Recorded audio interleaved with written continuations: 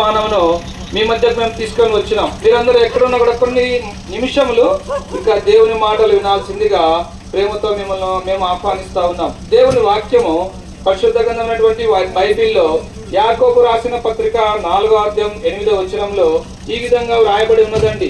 మీ హృదయములను పరిశుద్ధపరచుకొనుడి అనే మాట రాయబడి ఉన్నదండి. అవునండి, మన హృదయాలు పరిశుద్ధపరచుకోవాల్సిన అవసరం ఎంతైనా ఉంది. ఎందుకంటే మానవులమైన మనకందరికి కూడా స్వర్గరాజ్యం చేరాలని, పరలోక రాజ్యం చేరాలని, ఆ పరలోకంలో దేవుడు ఉండే స్థలంలో మనం ఉండాలని మానవుని యొక్క ఆశ. అందుకొరకు మానవుడు ఎన్నో ప్రయత్నాలు చేస్తా ఉన్నాడు. అయితే వాటి ద్వారా మానవుడు పరలోకం చేరలేడండి. దేవుని వాక్యం పరిశుద్ధ గ్రంథమైన బైబిల్లో ఈ మాట రాయబడి ఉన్నదండి. హృదయ శుద్ధి గల వారు ధన్యులు, వారు దేవుని చూచెదరు. అనగా మన హృదయం శుద్ధిగా ఉంటే తప్ప మనం దేవుని చూడలేం. మానవుని హృదయం అపవిత్రమైనదండి.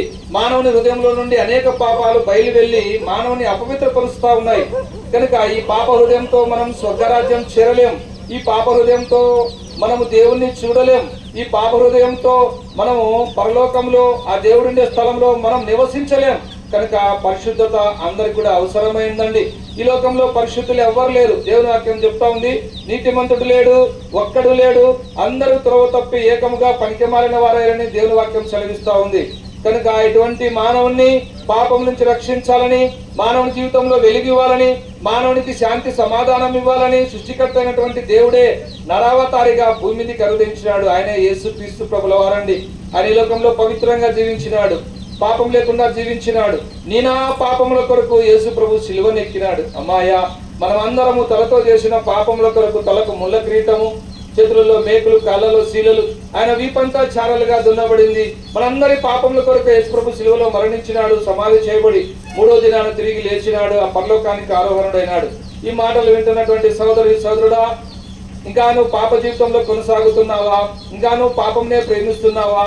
ఇంకా పాపంలో సుఖిస్తున్నావా? దేవుని వాక్యం చెప్తా ఉంది, పాపం వలన వచ్చు జీతము మరణము అని దేవుని వాక్యం సెలవిస్తా ఉంది.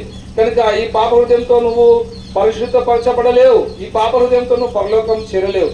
కనుక దేవుని వాక్యం పరిశుద్ధ గ్రంథమైన బైబిల్ చెప్తా ఉంది, ఆయన వెలుగులో నడిచిన ప్రకారము మనమును వెలుగులో నడిచిన ఎడల అన్నిన సహవాసం గల వారమైందో అప్పుడు ఆయన కుమారుడైన యేసు రక్తం ప్రతి పాపం నుంచి మనల్ని కడిగి పవిత్రులుగా చేస్తుందని దేవుని వాక్యం సెలవిస్తా ఉంది. కనుక నువ్వెంత ఘోర పాపివైనా సరే, ఎన్ని దినముల నుంచి పాపములు చేసిన వాడవైనా సరే, యేసు ప్రభు చెంతకొచ్చి, యేసు ప్రభు నేను పాపిని, నన్ను క్షమించు, నీ రక్తంతో నా పాపం కడుగున ఒక చిన్న ప్రార్థన ఇష్టపూర్వకంగా చేసుకుంటే చాలండి. యేసు రక్తం ప్రతి పాపం నుంచి నిన్ను కడిగి పవిత్రులుగా చేస్తుంది.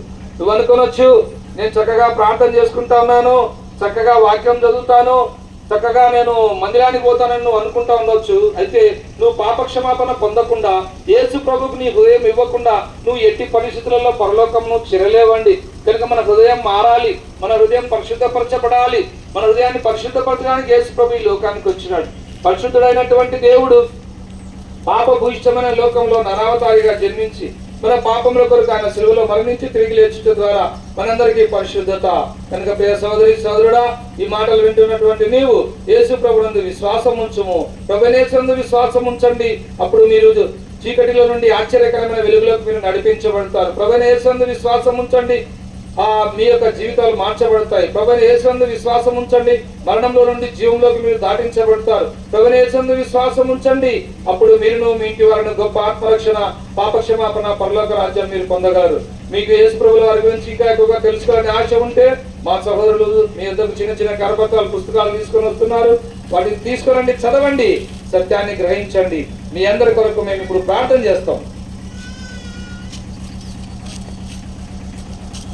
మహాగణుడు, మహోన్నతుడు, పరిశుద్ధుడు అయిన మా దేవ, ఘనమైన శ్రేష్టమైన మీ పాదాలు కొందనాలయ్యా. ఈ యొక్క మాలపాడు గ్రామాన్ని మీరు ప్రేమించినందులకై వందనాలు ప్రభా. మరి మానవులందరూ కూడా పరిశుద్ధంగా జీవించాలని, పరిశుద్ధపరచబడాలని మీరు మాట్లాడుతూ వచ్చినారు.